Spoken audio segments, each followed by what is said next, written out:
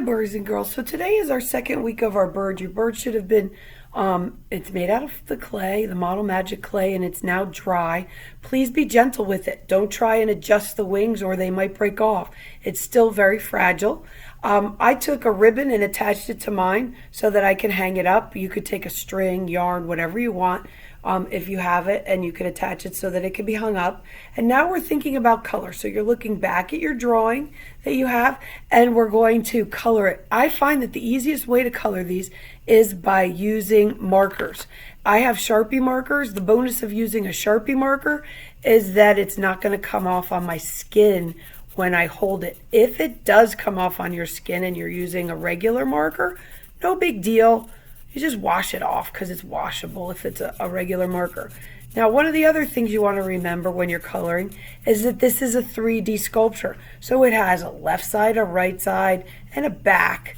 Now, when you look at your drawing or your picture of your bird, you only see one angle or one side of it.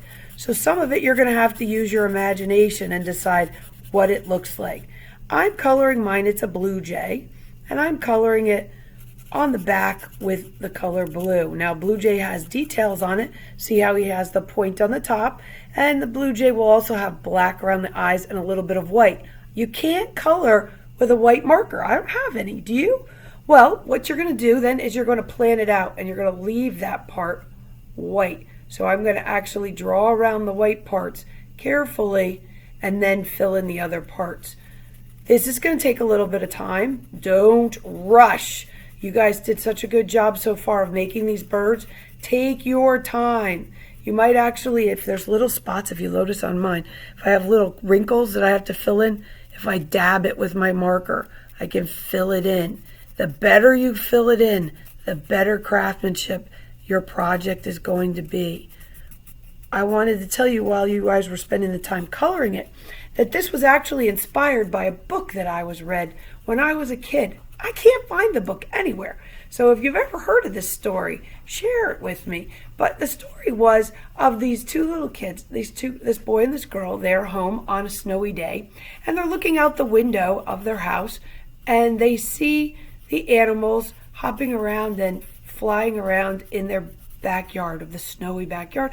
And they say to their mom, "Mom, what do they eat? What do these animals have to eat in the snow? There's no grass, there's no berries." Well, the mother says, "You know what? Let's do something for them."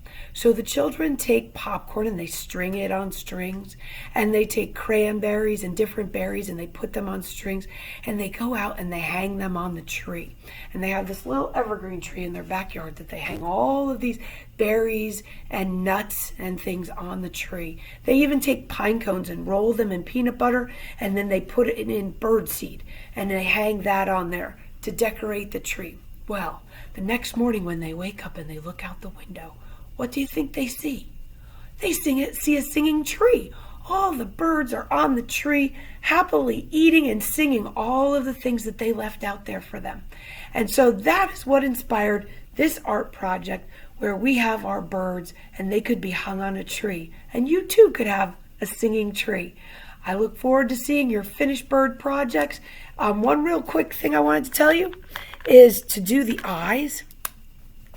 Literally just dot the eyeball. So remember, there's one eye on one side of your bird, and that's kind of a final detail when you give it the eyes. All right, and there's an eye on the other side of your bird. Take the time to add those details and dot the eyes. Have a good day, and I look forward to seeing your amazing projects.